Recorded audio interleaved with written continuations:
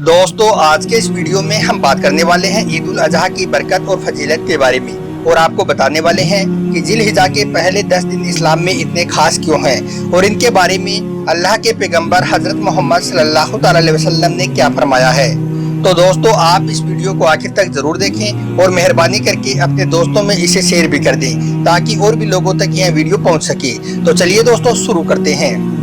दोस्तों इस्लाम में जिलहिजा महीने की बड़ी अहमियत है क्योंकि इस महीने के पहले 10 दिनों में ही हजरत आदम अलैहिस्सलाम की दुआ कबूल हुई थी और हजरत इब्राहिम अलैहिस्सलाम ने अल्लाह की राह में अपने प्यारे बेटे हजरत इस्माइल अलैहिस्सलाम की कुर्बानी पेश की थी।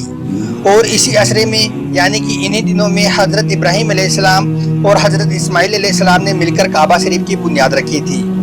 और यही नहीं दोस्तों, इन्हीं दिनों में हजरत दाऊद अलैहिस्सलाम की मगफिरत यानी कि बख्शिश हुई थी।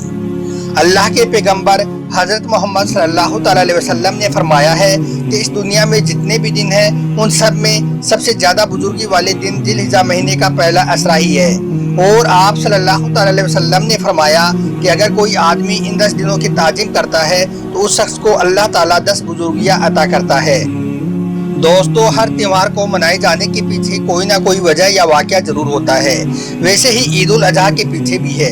इस्लाम के एक पैगंबर हजरत इब्राहिम अलैहिस्सलाम को खुदा की तरफ से एक बार हुक्म हुआ था कि यदि तुम मुझसे सच्ची मोहब्बत करते हो तो अपनी सबसे ज़्यादा प्यारी चीज़ को मेरी राह में कुर्बान करो। दोस्तों हजरत इब्राहिम अलैहिस्सलाम के लिए सबसे प्यारी चीज़ थी उनका बेटा हजरत इस्माइल अलैहिस्सलाम। लिहाजा हजरत इब्राहिम अलैहिस्सलाम अपने प्यारे बेटे को अल्लाह की राह में कुर्बान करने के लिए तैयार हो गई। और यही नहीं, इसके लिए इस्माइल भी खुशी खुशी कुर्बान होने को तैयार हो गई। हजरत इब्राहिम अलैहिस्सलाम जब अपने बेटे को लेकर जा रहे थे तभी रास्ते में उन्हें एक शैतान मिला और उसने कहा कि वह इस उम्र में अपने बेटे की कुर्बानी देने क्यों जा रहा है। अगर ये मर गया तो फिर बुढ़ापे में तुम्हारी देखभाल कौन करेगा।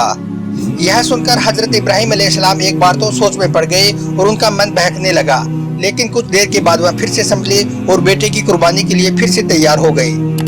दोस्तों हजरत इब्राहिम अलैहिस्सलाम को लगा कि कुर्बानी देते वक्त एक बाप की भावनाएं आड़े आ सकती हैं, इसलिए उन्होंने अपनी आंखों पर एक पट्टी बांध ली।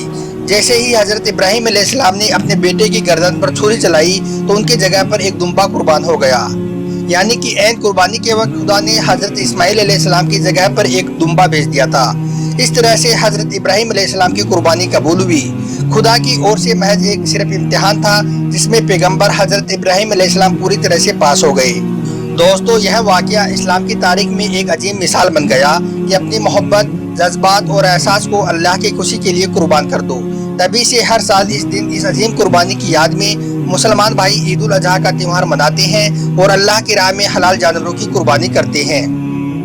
दोस्तों यह कुर्बानी ईद उल अजहा की नमाज से शुरू होकर जिलहिजा महीने के 12वीं तारीख के शाम तक की जा सकती है। यानी कि जो शख्स ईद के दिन कुर्बानी न कर पाए तो वह दूसरे या तीसरे दिन भी कुर्बानी कर सकता है। दोस्तों कुर्बानी के गोश्त के 3 हिस्से किए जाते हैं। एक हिस्सा अपने घर वालों के लिए, दूसरा हिस्सा रिश्तेदारों और दोस्तों अहबाब के लिए और तीसरा हिस्सा गरीब और यतीमों में बांटा जाता है। ईद उल फितर पर जिस तरह से सदका और ज़कात दी जाती है ठीक उसी तरह से ईद उल अजहा पर मुसलमान भाई कुर्बानी के गोश्त का एक हिस्सा गरीबों में तकसीम करते हैं। दोस्तों इस्लाम में हर त्योहार पर गरीबों का ख्याल जरूर रखा जाता है ताकि उनमें कमतरी का एहसास पैदा ना हो और गरीब मुसलमान भी अच्छी तरह से त्योहार को मना सकें। दोस्तों ईद जहां सबको साथ लेकर चलने का पैगाम देता है वहीं पर यह भी तालीम देता है कि इंसान को खुदा का कहा मानने, सच्चाई की राह में अपना सब कुछ कुर्बान करने के लिए भी तैयार रहना चाहिए। यदि इस त्यौहार से उनके दिल में कुर्बानी का अजीम जज्बा पैदा ना हो तो इस त्यौहार की फिर कोई अहमियत नहीं है। जो इंसान अपने अल्लाह में पक्का यकीदा रखता है उस पर अल्लाह ताला अपनी रहमतों को बरसाता है।